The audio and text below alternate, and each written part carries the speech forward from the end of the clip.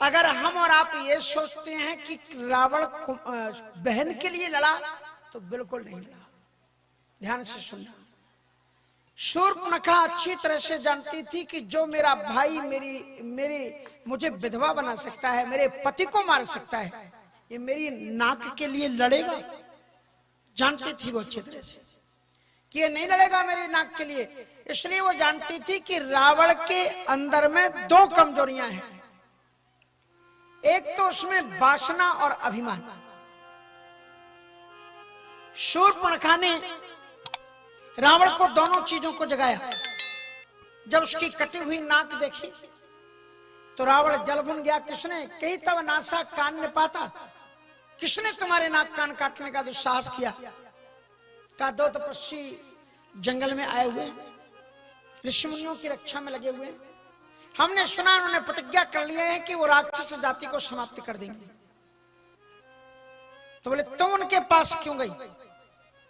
कहा मेरा तो कोई काम नहीं था, मैं तो वहां से निकल रही थी, लेकिन उनके पास में तिनके संग नारी एक श्यामा, उनके पास में एक बहुत सुंदर नारी है। इतनी सुंदर कि रति सत कोटि तासु बलिहारी, करोड़ों करोड़ों सती रति उस पर बलिहारी कर दे। तो उसने रावण के अंदर में वासना को जगाया। तो कहा तुम उसके लिए गई थी, तुम्हारी नाक क्यों कटी? कहा वैसे तो मेरी नाक नहीं कट रही थी। उन्होंने मेरा परिचय पूछा और मैंने सोचा आप मेरे भाई हैं तो स्वाभिमान के साथ में बताना चाहिए। इसलिए जो ही मैंने ये बताया कि मैं रावण की बहन हूं तो सुन तब भगनी करें उपहासा। आपकी बहन जानकर के बहुत मजाक उड़ाया गया और ताश अनुज काटे श्रुति नासा। उसके छोटे भाई ने मेरे नाक और कान काट लिए। ये भैया मेरी नाक नहीं कटी है, ये तुम्हारी नाक कटी है। कहा कि यदि मेरी नाक कटी तो तुम्हारे संरक्षण में मैंने 14,000 बलवान निशाचरों की सेना तुम्हें दी है।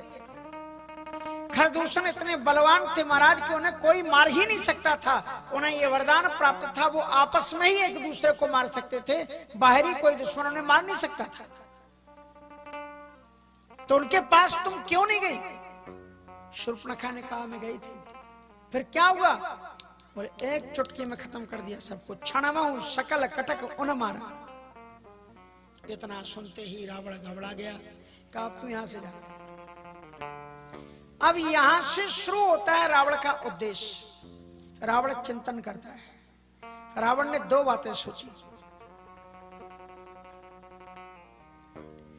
कि खरदूषण मुहि समु बलवंता, खरदूषण मुहि सम बलवंता, तिन्हि कुमार बिनु भगवंता, तिन्हि कुमार बिनु भगवंता, सूर्य रंजन भंजन महि भारा, सूर्य रंजन भंजन महि भारा, हरि रघुवंश लीन अवतारा, हरि रघुवंश लीन अवतारा, तो मैं जाय बैर हट कर, तो मैं जाय बैर हट कर, तिन सरि प्राण तजे भव तैरा, तिन सरि प्राण तजे भव तैरा। इन तीन चौपाइयों में रावण के जीवन का उद्देश्य छुपा हुआ है। रावण कहता है कि खरदूषण मेरे समान ही बलवान है, उन्हें भगवान के अतिरिक्त कोई मार ही नहीं सकता। यदि वो मारे गए हैं तो लगता है भगवान का अवतार हो गया, लगता है, हो सकता है कि भगवान आ गया। सूर्य रंजन भंजन भव भारा, प्रभु रघुवंश लीन अवतारा। दैत्यों का दलन कर देवताओं को स्थापित करने वाले भगवान का अवतार हो गया है। तो हुई है भजन तामस देहा। मैं से तामसी देह से भजन तो कर नहीं सकता, इसलिए तिन सर जाए बैर हट करहूं। हठ पूर्वक मैं उनसे बैर करूंगा और प्रभु सर प्राण तजे भवतरऊं। उनके पवित्रतम कर कमलों से निश्रित बाणों के भेदन से मेरी जब मृत्यु होगी तो मेरी मुक्ति हो जाएगी, और मेरी मुक्ति का इसके अलावा कोई दूसरा साधन नहीं। ये रावण का लक्ष्य है। रावण एक बात और कहता है, यदि वो भगवान नहीं हुए तो कहा तो फिर हरे हो नारी जीत रण दोई, दोनों को जीत करके उनकी नारी को मैं हरण कर लूंगा। रावण मारीच के पास गया। वाल्मीकि रामायण में आप पढ़ना, रावण मारीच इतना महान साधु था कि उसने बहुत सुंदर सुंदर उपदेश राम के बारे में दिए। कभी आप रामायण वाल्मीकि रामायण को पढ़ना, वो कहते हैं वो साक्षात भगवान है, वो साधु बन गया था। लेकिन एक बात याद रखना कि पूर्व जन्म के संस्कार कभी कभी साधु बनने के बाद में भी नहीं जाते। जिन राम की वो उपासना कर रहा है वो छल कपट उसके जीवन में रह गया। रावण के कहने से रावण को उसने समझाया कि जिसने भी तुमसे ये कहा है कि तुम उनसे विरोध करो, क्योंकि मैं जानता हूं ये वही है जो विश्वामित्र की यज्ञ रक्षा करने के लिए गए थे, मैं वहां पर था। बिन फर सर रघुपति मोहि मारा, एक बिना फर का बाण मारा था और 7 योजन आयु क्षण में, एक क्षण में 100 योजन दूर लंका में आके गिरा था। इसलिए जिसने भी तुमसे कहा है कि तुम उनसे विरोध करो, आप नोट कर लो कि वो तुम्हारा दुश्मन है। वो खुद तुम्हें नहीं मार पाएगा, तो जो शत्रु होते हैं वो दूसरे से बढ़वा देते हैं, वो तुम्हें मरवाना चाहता है। इसलिए घर पहुंचो और उसे फांसी की सजा दे दो जिसने कहा है तुम राम से विरोध लो। रावण ने कहा हमें उपदेश दे रहे तुम, अब सुनो तुम, अगर तुम मरने से डर रहे हो तो तुम्हें मरना तो है ही, चाहे तुम उधर जाकर के मरो, और अगर उधर नहीं गए तो यहां तो अभी तुम्हारी छुट्टी होती। अगर तुम कहीं कदाचित राम को बहका ले गए और मैंने सीता का हरण कर लिया, सफल हो गए, तो तुम्हें आधे राज्य का राज्य दे देंगे। मारीच राज्य लेने के लिए नहीं गया, वो जानता था कि मेरी मौत होगी। इसलिए आप देखो कभी कभी अपन बात बात में कहते तू तो पक्का राक्षस है। राक्षस अपन से लाख गुने अच्छे होते थे। इन राक्षसों के चरित्र सुनो। एक बार कभी राम कथा ना करके राक्षस कथा करेंगे तो आपको फिर सबको बताएंगे कौन कौन राक्षस ने क्या किया। आप देखो ना, आप इसको मारीच को देखो। अपन को सारी जिंदगी लग जाती है सही निर्णय करने में कि आज कथा सुनने जाएं कि ना जाएं, सद्धर्म करें कि ना करें। उसने मरने के पहले एक चुटकी में 1 मिनट में निर्णय लिया कि राम हाथ कर मरऊं भर, यह खल रत मल भार। मरना ही है तो इस दुष्ट के हाथों से मरने से क्या फायदा, श्री राम के हाथों से मर करके परम गति को हम प्राप्त करेंगे। और चल देता है। यहां से सीता जी का हरण होता है पंचवटी से। अब एक बात को आप गौर से सोचना, चिंतन करना, और वो चिंतनीय बात यह है कि हम लोग कहते हैं कि धर्म से सुख मिलता है। विद्या ददाति विनयम विनयात् द्याति पात्रताम, पात्रात् धर्म आपनोति धनात् धर्मा तथा सुखम। ये बिल्कुल सही बात है कि जहां धर्म होता है वहां सुख मिलता है। लेकिन सीता जी जिस पतिव्रत धर्म के कारण राम के साथ वन में गई, उनके जीवन में कितने दुख आए, क्यों ऐसा हुआ?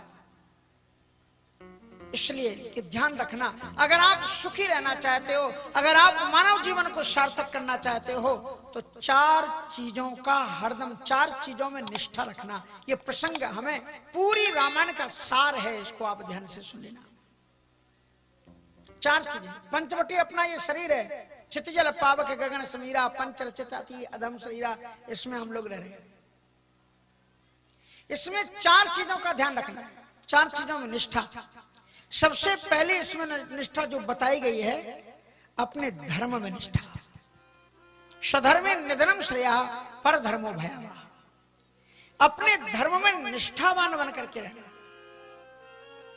स्वधर्म इसलिए धर्मनिष्ठा, और दूसरी चीज ईश्वर निष्ठा। दूसरी चीज है ईश्वर निष्ठा। भगवान में अपना भाव, अपनी श्रद्धा, अपनी भक्ति बनाए रखना।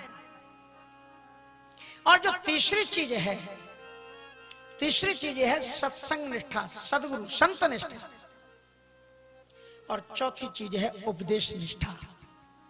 अपने धर्म के प्रति श्रद्धा बनाए रखना, अपने उपास्य देवता के प्रति श्रद्धा बनाए रखना, संत सदगुरुओं में अपना श्रद्धा बनाए रखना, और संतों के कहे गए उपदेश के प्रति अगर आप श्रद्धा बनाए रखोगे तो किसी की हिम्मत नहीं है कि कोई आपका बाल बांका कर सके। अगर इन चार चीजों में से हो सकता है आप ना कर पाओ, एक भी निष्ठा आपके जीवन में रहेगी तो भी आपका कोई भी बाल बांका नहीं कर सकता। सीता जी 13 वर्ष से राम के साथ में है, सुखी है। ये 14वें वर्ष में घटना घट रही है, क्योंकि असली सीता जी नहीं, जो छाया सीता, जो वास्तविक सीता जी हैं वो अग्नि में प्रवेश कर गई हैं, और उनका निज प्रतिबिंब राखता सीता, उन सीता जी ने ये 4 शिक्षाएं दी। सबसे पहले उन्होंने अपने धर्म का त्याग किया। पतिव्रता नारी का कर्तव्य होता है कि वो अपने सुख के खातिर कभी भी पति को संकट में ना डाले, नंबर 1। दूसरा, प्रत्येक प्राणी का कर्तव्य है, शास्त्रों में बताया गया सबसे बड़ा पुण्य क्या है? परोपकाराय पुण्याय पापाय परपीडनम। परोपकार से बढ़कर के कोई पुण्य नहीं है, और दूसरे को कष्ट देने से बढ़कर के कोई दूसरा पाप नहीं है। इसलिए इन 2 चीजों को आप, तो इससे बढ़कर के और कोई दूसरा पाप नहीं है। परोपकाराय पुण्याय पापाय परपीडनम। और सीता जी ने राम जी से क्या कहा? अनसुईया जी ने कहा था एक ही धर्म एक व्रत नेमा। स्त्री का परम धर्म यह है कि मनसा वाचा कर्मणा पति की सेवा करे, चरणों में ध्यान रखना। सीता जी के जीवन में दुख की शुरुआत वहां से होती है, और हमारे और आपके जीवन में दुख की शुरुआत वहीं से होती है। जब हम भगवान के चरणों से अपना चित्त हटाकर सोने की ओर ले जाते हैं, वहीं से हमारे जीवन में दुख की शुरुआत हो जाती है। सीता परम रुचिर मृग देखा, अंग अंग सुमनोहर वेशा। सीता परम रुचिर मृग देखा। सीता जी ने स्वर्ण मृग देखा। अगर प्रकृति में कोई सुंदर वस्तु है तो उसे सजाओ, उसे मिटाओ मत। वो भगवान ने आपको एक अलार्म घड़ी दी थी, उसे भी मार मार के खा गया। मुर्गा क्या है? सुबह जगाने के लिए वो अलार्म घड़ी थी, भगवान की बनाई। सुबह वो बता देता तो सुबह हो गया। अरुण शिखा धुन का, उसको भी खा गया। हर एक चीज, तो ये धर्म है। इसलिए सीता जी ने सुंदर मृग देखा, बड़ी अच्छी बात। लेकिन वो कहते हैं सत्य संग प्रभु बधकर एही, आनहु चर्म कहते हुए देही। तो श्री राम जी ने मुस्कुरा करके जानकी जी की ओर देखा, धर्म चला गया। महाभारत में धर्म एक लाइन में लिखा हुआ है, एक लाइन। और क्या लिखा है एक लाइन में? आप नोट कर लो, ये सच्चा धर्म है कि आत्मना प्रतिकूलानि परेशान न समाचरित। जो वाणी, जो व्यवहार, जो आचरण आपको अपने लिए अच्छा ना लगे, वो आप दूसरे के साथ में भूल करके ना करें। यही सबसे बड़ा धर्म है। सीता जी ने अपने सुख के खातिर ये कहा कि सत्य संग प्रभु बधकर एही, इस हिरण को मार करके लिया। यहीं से धर्म चला गया, क्योंकि वैष्णव जन तो तेने कहिए ये पीर पराई जाने। और जब धर्म गया तो राम ने मुस्कुराते हुए देखा कि मैंने तुमसे कहा था अयोध्या में रुक जाओ, लेकिन तुम नहीं रुकी। अब जब तुम्हारे मन में सोने के प्रति ही लालसा जाग गई है सीता, तो तुम थोड़ा सा सोना लेकर के क्या करोगी? हम तुम्हें ऐसी जगह भेज देते हैं जहां का गंदा पानी भी सोने के पनारों में बहता होगा। देख लेना कि सुख राम में है कि सुख स्वर्ण में है। हम ईश्वर को छोड़ करके सुख की तलाश में। इसलिए राम ने कहा कि अब मैं जा रहा हूं। श्री राम ने कहा कि अब मैं जा रहा हूं, लेकिन जाते जाते भी राम जी को दया है। लक्ष्मण संत थे। देखना, एक बात को ध्यान रखना, संत का मतलब यह नहीं होता है केवल उसने भगवे कपड़े पहने हो, तिलक लगाए वही संत नहीं होता है। संत की आसान पहचान हम आपको बताते हैं। जिस व्यक्ति के पास में बैठने से आप में सद्विचार पैदा होने लग जाए, जिस व्यक्ति के सामने आने से भगवान की याद आपको आने लग जाए, समझ लेना कि आप किसी संत के पास हो, चाहे वो किसी देश में पैदा हो, किसी जाति में पैदा हो, किसी धर्म में पैदा हो, जिसके पास जाने से तुम्हें भगवान की याद आए तो सोचना ये संत है। लक्ष्मण जी से बड़ा संत कौन होता है? त्वमेव माता च पिता त्वमेव। ईश्वर ने जाते जाते संतों को जिम्मेवारी दी कि ये लोग मुझे भूल गए, मैं इनकी लाइफ से जा रहा हूं, लेकिन तुम्हारा कर्तव्य है, भले ही तुम्हें ये बुरा भला कहें तो भी तुम इनके बीच में जाकर के धर्म का प्रचार करते रहना। दूसरे धर्म के लोग, दूसरे मजहब के लोग जब धर्म प्रचार करते हैं तो मोटी मोटी पुस्तकें जिनका दाम 500 होगा फ्री में बांटते हैं। हम एक हनुमान चालीसा देंगे तो कहेंगे 5 रुपए। दूसरे धर्म के लोग हमने सुना है जब वो प्रवचन करते हैं तो अपने खुद टेंट लगाते हैं, खुद विस्तार करते हैं और व्यवस्था देते हैं। इसलिए धर्म का विस्तार ऐसे नहीं होगा। श्री राम ने कहा कि प्रिय वत्सान कुत्रापि द्रष्टव्या, भले ही लोग कुछ भी कहें, और होता है ऐसा। और तो धर्म चला गया सीता जी के जीवन से, ईश्वर भी चला गया स्वर्ण मृग के पीछे, संत रखवाली में है। लेकिन भगवान राम ने कपटी मृग को जब मारा तो लोग कहते हैं इतना बड़ा कपटी था कि लोग कहते हैं कि मरते समय जो व्यक्ति अदालत में गवाह देता है ना, जो बयान देता है, उसे सत्य माना जाता है कि व्यक्ति मर रहा है, झूठ नहीं बोलेगा, सही बोले। उसने मरते दम भी उसने कपट किया, बाण लग गया है, प्राण निकल रहे हैं, फिर भी उसने राम की आवाज में आवाज लगाई, सीते लक्ष्मण मेरी रक्षा करो, लक्ष्मण मेरी रक्षा करो। सीता जी ने कहा लक्ष्मण तुम बैठे हो, तुम्हें सुनाई नहीं पड़ा? तो लक्ष्मण जी मुस्कुराए, क्या हुआ? कहा तुम भाई के दुश्मन हो क्या, हंस रहे हो तुम? जाओ बेग संकट अति भ्राता, लक्ष्मण बेहस कहा सुन माता, काल व्याल कर भक्षक जोई, सपने संकट परे की सोई। भ्रकुट विलास शक्ति, जिसकी भ्रकुट के टेढ़ा कर देने मात्र से प्रलय हो जाता हो, क्या वो स्वप्न में भी संकट में पड़ सकता है? सीता जी ने लक्ष्मण जी के आचरण पर उंगली उठाई, कहा लगता है तुम्हारा विचार शुद्ध नहीं है। तुम ये चाहते हो कि तुम्हारे भाई का कुछ हो जाए और तुम मुझे प्राप्त कर सको। तो रोते हुए सीता जी ने कहा कि मैं राम की हूं और हरदम राम की रहूंगी। यदि तुम नहीं जाते हो तो इसी चट्टान पर अपने सिर को पटक करके आत्महत्या कर लूंगी, पर सीता राम की रहेगी। लक्ष्मण जी ने उंगली कानों में लगाई और बैठ करके चीख उठे कि मां ये आप क्या कह रहे हैं? जिस वक्त श्री राम जी ने सुग्रीव के दिए हुए वस्त्राभूषण लक्ष्मण जी को दिए थे, लक्ष्मण जी ने कहा था, राम जी ने कहा कि मेरी आंखों में इतने आंसू बह रहे हैं कि मैं इन्हें देख नहीं पा रहा हूं। लक्ष्मण तुम इन्हें देख करके बताओ क्या ये तुम्हारी भाभी मां के हैं? लक्ष्मण जी ने उनको हाथ में लिया, रोते हुए कहा केयूरे नैव जानामि कंकणम नूपुरे अभिजानामि नित्यम पादाभिवंदना। भैया क्षमा करना, मैं केयूर को नहीं पहचान सकता, मैं ये हाथों के कुंडलों को नहीं पहचान सकता, हाथों के कंगनों को नहीं पहचान सकता। हाँ, ये नूपुर देख करके मैं कह सकता हूं कि ये भाभी मां के हैं, क्योंकि मैं प्रतिदिन मां के चरणों में शीश झुकाता था। मैंने कभी चरणों से ऊपर देखा नहीं है। ये था लक्ष्मण का चरित्र, इसलिए मैं पहचान नहीं सकता कि ये आभूषण मेरी भाभी मां के हैं कि क्षमा करना। उनको सीता जी ने कहा कि लगता है तुम्हारी दृष्टि अच्छी है। और ये समाज में आज भी होता है, जो संत भला करने के लिए भी निकले तो लोग उनको भी स्वार्थी बता देते हैं कि इनका कोई मतलब होगा, बिना मतलब के नहीं आए। इसलिए सभी पत्रकार बंधुओं को दे दें।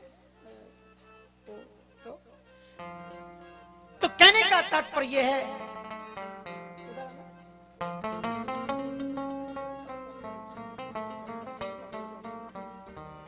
तो इस प्रकार से उन्होंने बड़ी महत्वपूर्ण बात कही। श्री लक्ष्मण जी महाराज रो उठे, क्योंकि यश कीर्ति सजीवती, जिसकी कीर्ति है संसार में जिंदा वही है, और जिसकी अपकीर्ति हो गई वो जीते जी मुर्दा है। लक्ष्मण जी महाराज को बहुत दुख लगा, लेकिन लक्ष्मण जी महाराज ने धैर्यता का त्याग नहीं किया। अगर अपन होते तो क्या करते? लक्ष्मण जी का भाड़ में जाओ, हम तो जा रहे हैं।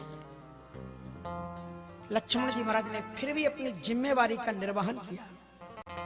एक बाण निकाला और मां से कहा कि मां क्षमा करना, मैं आपको मुझ पर विश्वास नहीं है, मैं जा रहा हूं, लेकिन मैं ये रेखा खींच जा रहा हूं। आपसे प्रार्थना है कि जब तक हम और भैया में से कोई आ ना जाए तब तक आप इस रेखा को मत लागना। और ऐसा कहकर के लक्ष्मण भी चले गए। अब पंचवटी से 3 चीजें चली गई, धर्म चला गया, ईश्वर चला गया और एक संत चला गया। संत क्या करता है? 9 दिन से मैं क्या कर रहा हूं आपके बीच में? रेखा खींच रहा हूं, ये बता रहा हूं कि ये करना, ये मत करना। काम क्रोध मदलोभ के बिना दुनिया नहीं चल सकती, लेकिन कितना इनका प्रयोग हो ये वो माताएं जानती हैं जो मसाला डालना जानती हैं कि कैसे भोजन बनाए, कितना हल्दी, कितना नमक, कितना। ऐसा है कि दाल में नमक डालना, नमक में दाल मत डालना।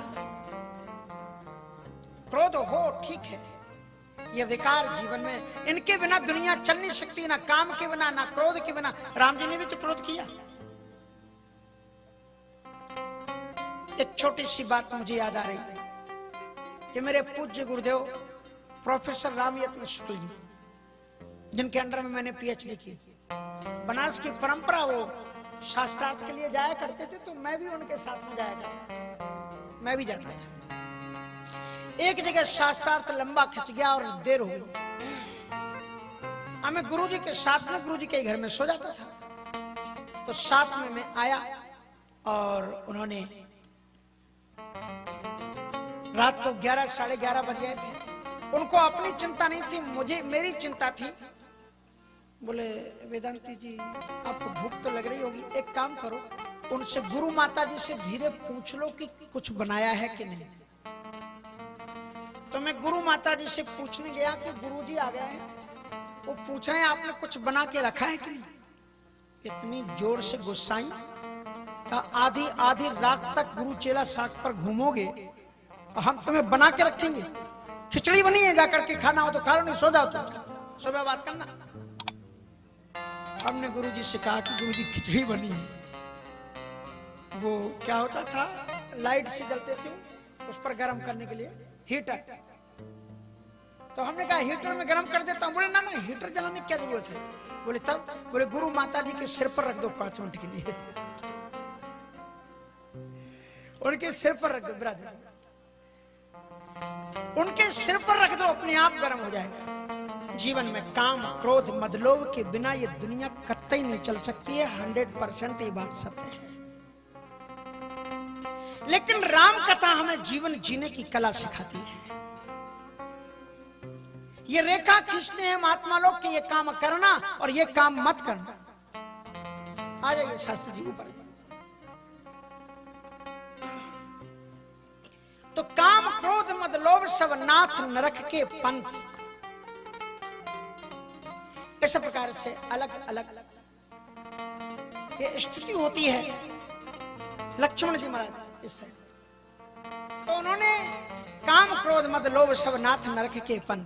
तो उन्होंने काम इस तरह से क्रोध हो जीवन में, रेखा खींची कि इसके अंदर रहना। अगर तुम इसके पार चले गए तो निश्चित रूप से आपको हानि होगी। लक्ष्मण जी महाराज ने भी एक रेखा खींची और रेखा खींच करके ये कहा कि मां इस रेखा के पार मत जाना।